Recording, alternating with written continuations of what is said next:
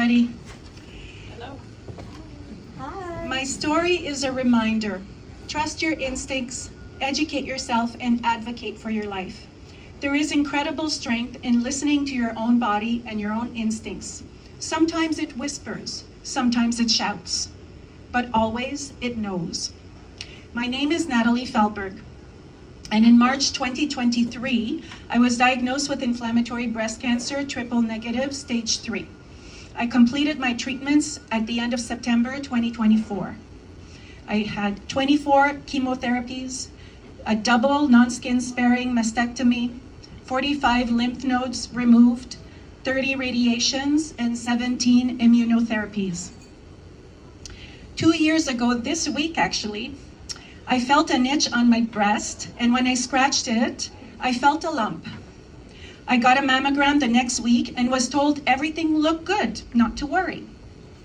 I was going on a trip with my friend Michelle, that's over there, and the doctor told me to go, but to get another mammogram and an ultrasound before I left, just to make sure everything was okay. I got this done and left for my trip. On the second day of my trip, I received an email from my doctor saying that I had cancer and that the size was a bit over 2 centimeters. She told me not to rush back because I wouldn't be able to get a biopsy for a few weeks. During my trip, my breast started to get red and swollen, sore and hot. I also had 2 red dots on my breast.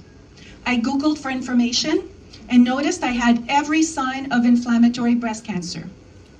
I phoned my doctor to tell her. She dismissed my concerns. She said it was impossible. Inflammatory breast cancer was too rare, that it would not be that. She told me not to worry and not to rush back, that the biopsy could only be done in a few weeks.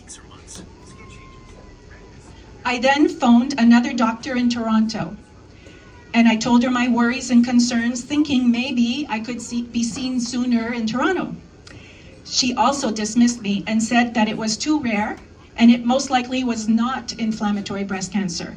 She said not to worry and wait for my biopsy. As the days went by, my breast got more and more painful, swollen and red. I called my doctor again.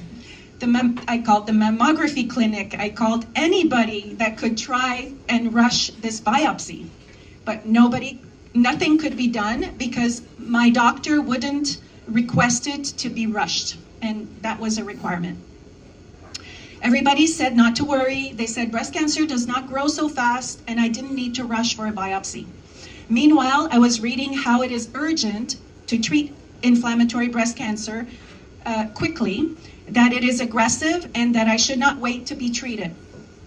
By this time, the lump was actually sticking out of my breast. I could clearly see it. A little over 2 weeks later, I finally had a biopsy, and the radiologist, I will always remember this, she crouched down, she took my hands, she had tears in her eyes, and she said, "I'm so sorry, Natalie, you have inflammatory breast cancer. Why did you not get rushed for a biopsy? You have all the clinical signs. You need treatment as soon as possible. Please call your doctor."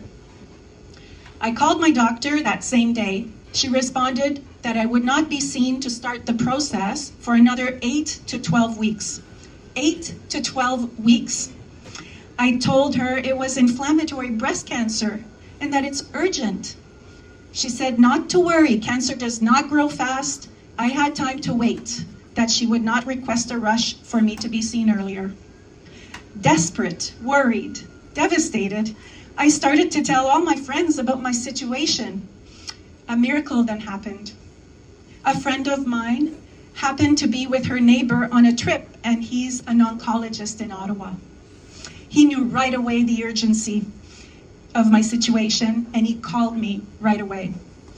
The next day, I started staging and was set up with a fabulous oncologist, radiologist, and surgeon. I was so lucky. I feel that my friend saved my life. My tumor grew from 2 centimeters to 10 centimeters in those 2 weeks I waited for the biopsy. Had I waited 8 to 12 weeks to start the process, I believe my destiny would have been totally different. IBC is a very aggressive cancer. Thankfully, the cancer in my case had not spread outside the breast except for the skin, and I was diagnosed as stage 3 triple negative inflammatory breast cancer. However, I had to advocate for myself another 3 times. First, for my radiation treatments, because I was not prescribed the IBC protocol, and I had to fight the required amount of radiation. Second, I had to fight to get Xeloda, because I had not reached PCR, and ended up needing to participate in a trial so that I could get the extra chemo. The third time was with the surgeon, because they wanted to just remove the sentinel lymph nodes, and I told them you need to remove all the first 2 layers, I believe, of the lymph nodes. So I actually had to change surgeons, and she was fabulous, and she did the IBC protocol. So I actually had 45 lymph nodes removed. So I had to fight all these times for my life, but now I'm doing very well, and I'm so grateful. Thank you. As patients, we must be active participants in our care. For my fellow IBC survivors, your voice matters. Your instincts matter. You matter. Also, doctors and healthcare professionals need to learn about IBC, learn about the urgency in being treated, learn about the best treatment protocols, and know that their role in our journey is invaluable. They need to listen to their patients, trust their patients' instincts, and recognize that while IBC is rare, it is very real.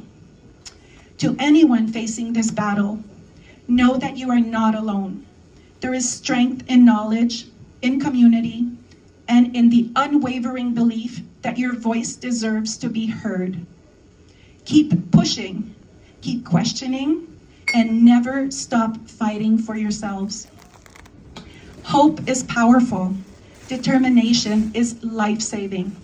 And together, through this awareness and advocacy, we can change the future for all of those who will walk the path after us. Thank you so much.